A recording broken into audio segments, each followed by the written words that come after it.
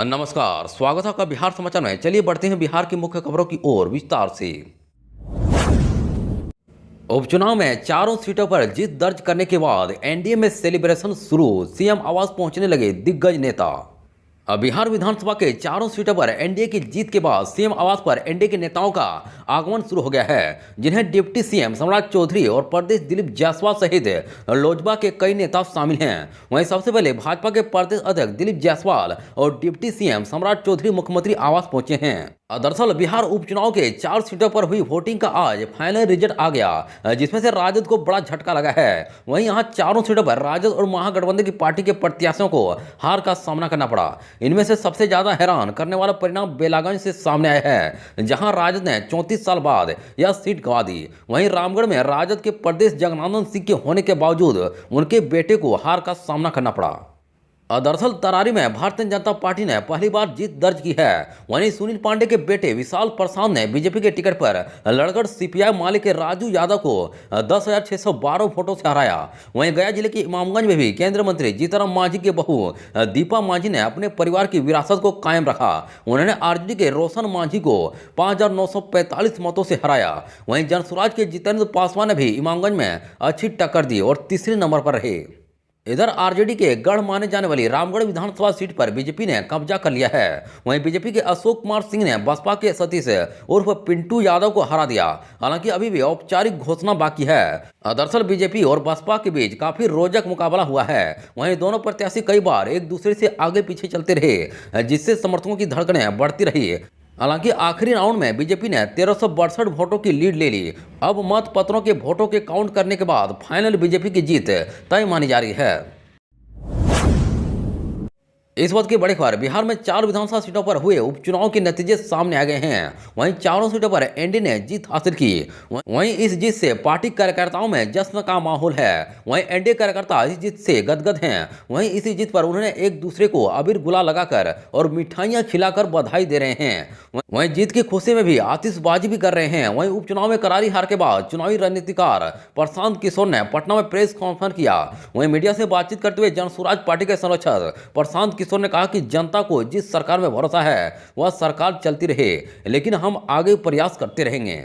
उन्होंने कहा कि जनसुराज पार्टी को घर घर पहुंचने में 2 साल का समय लगा है। वहीं 1 महीना पहले जनसुराज पार्टी बनी है और 10% वोट हासिल कर लिया, जबकि भाजपा देश की सबसे बड़ी पार्टी है, उसे 30% के करीब वोट मिला है। वहीं जदयू को 11% वोट मिला, वहीं राजद को 20%। वहीं जनसुराज नई पार्टी थी और कार्यकर्ता भी नए थे और जिन जगहों पर चुनाव हुआ वहां हमने प्रचार ही नहीं किया था। वहीं जिस 4 सीटों पर उपचुनाव हुए हैं वहां जनसुराज की पदयात्रा नहीं हुई थी।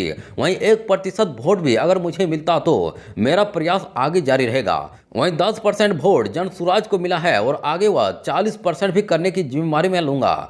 वहीं राजद 30 साल पुरानी पार्टी है और हर जगह हारने के बाद दूसरे पर दोषारोपण कर रही है।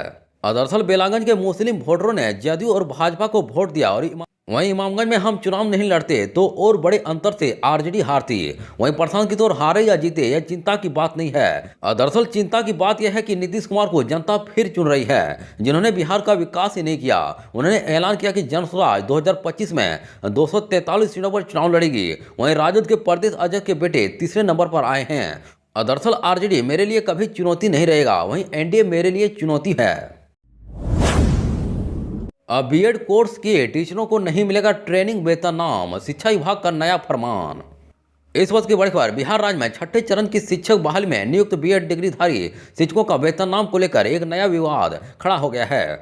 वहीं एक आदेश के अनुसार कक्षा 1 से 5 तक के लिए नियुक्त बीएड शिक्षकों को प्रशिक्षित वेतनमान का लाभ फिलहाल नहीं दिया जाएगा। इसके बाद टीचर में काफी रोष नजर आ रहा है। दरअसल जमुई जिले से जारी एक आदेश के अनुसार कक्षा 1 से 5 के लिए बहाल बीएड शिक्षकों को प्रशिक्षित वेतनमान का लाभ तभी मिलेगा जब वे 6 महीने का विशेष प्रशिक्षण पूरा करेंगे।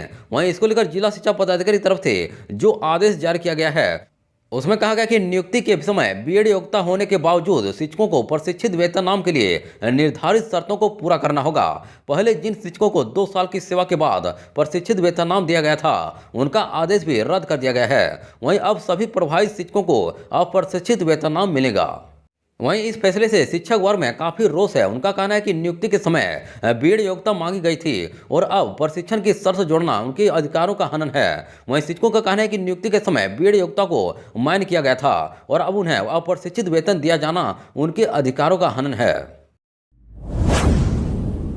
10 दिसंबर से होने वाली अग्निवीर भर्ती रैली स्थगित, जल्द जारी होगा नया डेट। इस वक्त की बड़ी खबर, भारतीय सेवा की तरफ से 10 दिसंबर को होने वाली अग्निवीर भर्ती रैली को स्थगित कर दिया गया है। वहीं जल्द ही इस भर्ती प्रक्रिया को लेकर नई तारीख का ऐलान किया जाएगा। दरअसल भर्ती कार्यालय दानापुर की ओर से न्यू कैलेपी ग्राउंड चांद मीनारी दानापुर कैंट्स में 10 से 20 दिसंबर तक अग्निवीर के सभी श्रेणियों में भर्ती रैली होनी थी। वहीं अब इसे स्थगित कर दिया गया है। वहीं जानकारी के अनुसार इस रैली में बिहार के 7 जिले पटना, बक्सर, भोजपुर, सिवान, सारण, गोपालगंज और वैशाली के शॉर्ट लिस्ट हुए पुरुष अभ्यर्थी और बिहार झारखंड की अग्निवीर महिला सैनिक पुलिस के लिए शॉर्ट लिस्ट की नई महिला अभ्यर्थी की भर्ती होनी थी। वहीं अब इसे स्थगित कर दिया गया है। इधर भर्ती रैली की नई तिथि को लेकर कहा गया कि अगर इसको लेकर दानापुर कार्यालय की तरफ से जल्द ही सूचना जारी किया जाएगा। वहीं अभ्यर्थी इंडियन आर्मी की वेबसाइट पर जाकर जानकारी हासिल कर सकते हैं। वहीं इस भर्ती प्रक्रिया में शॉर्टलिस्ट किए गए उम्मीदवार ही शामिल हो सकते हैं। वहीं भर्ती रैली स्थगित होने का कारण फिलहाल स्पष्ट नहीं किया गया है। वहीं उम्मीदवारों को सलाह दी गई कि वे नई जानकारी के लिए आधिकारिक वेबसाइट पर नजर बनाए रखें। अब सेल्फी मोड में लगेगी हाजिरी, शिक्षकों का करना होगा यह भी काम। इस वक्त की बड़ी खबर, शिक्षा विभाग के अपर मुख्य सचिव डॉक्टर एस सिद्धार्थ ने शनिवार को शिक्षा की बात हर शनिवार के दौरान शिक्षकों और छात्रों के सवालों का जवाब देते हुए कहा कि विभाग शिक्षकों की स्किल ट्रेनिंग को लेकर काम कर रहा है। वहीं इस माह ही इंजीनियरिंग, पॉलिटेक्निक और ITI से स्कूलों को जोड़ा जाएगा, जिससे क्लास 8 से लेकर 12वीं तक के छात्रों को स्किल ट्रेनिंग मिलेगी। वहीं 1 दिसंबर से शिक्षकों के आने जाने की निगरानी फोटो के साथ अटेंडेंस के माध्यम से होगी और जल्द ही विभाग की तरफ से एक MOP बनाया जाएगा। वहीं इसको लेकर अपर मुख्य सचिव ने कहा कि सभी स्कूलों में वॉल पेंटिंग का काम होगा। वहीं इसको लेकर विभाग ने तैयारी की है, जिसे विभाग की तरफ से यह तय किया जाएगा कि किस क्लास में किस तरह की पेंटिंग होगी। साथ ही स्कूल की दीवारों पर महापुरुषों के स्लोगन भी रहेंगे। वहीं इस संबंध में सभी स्कूलों को पत्र भेजा गया है। इसके अलावा स्कूल टाइमिंग को लेकर भी विभाग के स्तर पर काम किया गया है, जिसमें ऐसे स्कूल जहां कक्षा कम है वहीं इन स्कूलों के हेडमास्टर ही शिक्षकों के लिए फ्लेक्सिबल टाइमिंग सेट करेंगे, ताकि शिक्षकों को परेशानी नहीं हो और बच्चे भी पूरी क्लास कर पाएं। उन्होंने कहा कि अगले वर्ष से पोशाक, किताब और बैग के लिए जो राशि दी जाएगी वह ऐसे समय में एक साथ दी जाएगी कि हर बच्चा निजी स्कूल की तरह जब अपने स्कूल में पहले दिन पहुंचे तो उसके पास पोशाक के साथ बैग और किताब भी नया रहे। बिहार के सभी चारों सीटों पर एनडीए की भारी जीत से युवा चेतना प्रमुख गदगद, बोले अब राज्य में कभी नहीं होगी जंगराज की वापसी। इस वक्त की बड़ी खबर, बिहार में 4 विधानसभा सीटों पर हुए उपचुनाव के नतीजे सामने आ गए हैं। वहीं चारों सीटों पर एनडीए ने जीत हासिल की। वहीं इस जीत से पार्टी कार्यकर्ताओं में जश्न का माहौल है और एक दूसरे को अबीर गुलाल लगा रहे हैं और मिठाइयां खिला रहे हैं। वहीं आतिशबाजी भी कर रहे हैं। दरअसल एनडीए की इस जीत से युवा चेतना प्रमुख रोहित कुमार सिंह काफी खुश हैं। उन्होंने कहा कि जनता का मूड बदल गया है, बिहार में अब कभी जंगराज की वापसी नहीं होगी।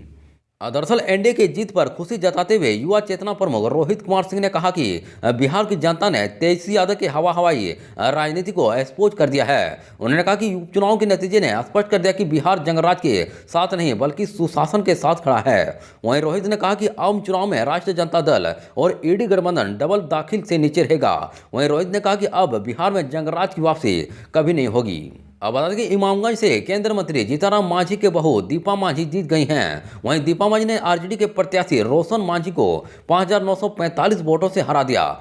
वहीं तरारी से बाहुबली सुनील पांडे के बेटे विशाल प्रसाद ने भी जीत दर्ज कराई है। वहीं विशाल प्रसाद 10,000 ज्यादा वोट से माले प्रत्याशी को पराजित कर दिया है।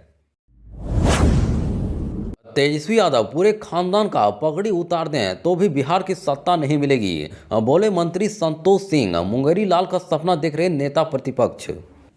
इस वक्त की बड़ी खबर कैमूर से आ रही है, जहां 4 बिहार विधानसभा सीट पर हुए उपचुनाव में सभी सीटों पर एनडीए ने अपार जीत हासिल की। वहीं महागठबंधन की करारी हार हुई है। इसे लेकर बिहार के श्रम संसाधन मंत्री संतोष सिंह ने तेजस्वी यादव पर जोरदार हमला बोला है। वहीं मंत्री ने कहा कि अगर तेजस्वी यादव पूरे खानदान का पगड़ी उतार कर जनता के बीच रख दें तभी उन्हें बिहार की सत्ता नहीं मिलेगी। वहीं मंत्री संतोष सिंह ने तेजस्वी यादव के परिवार पर आरोप लगाते हुए कहा कि उनके परिवार ने बिहार को बर्बाद कर दिया था। उन्होंने कहा कि तेजस्वी यादव का पूरा परिवार भ्रष्टाचार के आरोपों में घिरा हुआ है और उन्हें नैतिक रूप से बिहार के बारे में बोलने का कोई अधिकार नहीं है। वहीं मंत्री ने कहा कि तेजस्वी यादव ने रामगढ़ चुनाव प्रचार के दौरान अपना पगड़ी उतार दिया था, लेकिन बिहार में ऐसा करने में से उन्हें कोई फायदा नहीं मिला। उन्होंने कहा कि बिहार की जनता प्रधानमंत्री नरेंद्र मोदी और मुख्यमंत्री नीतीश कुमार के नेतृत्व में खुश है।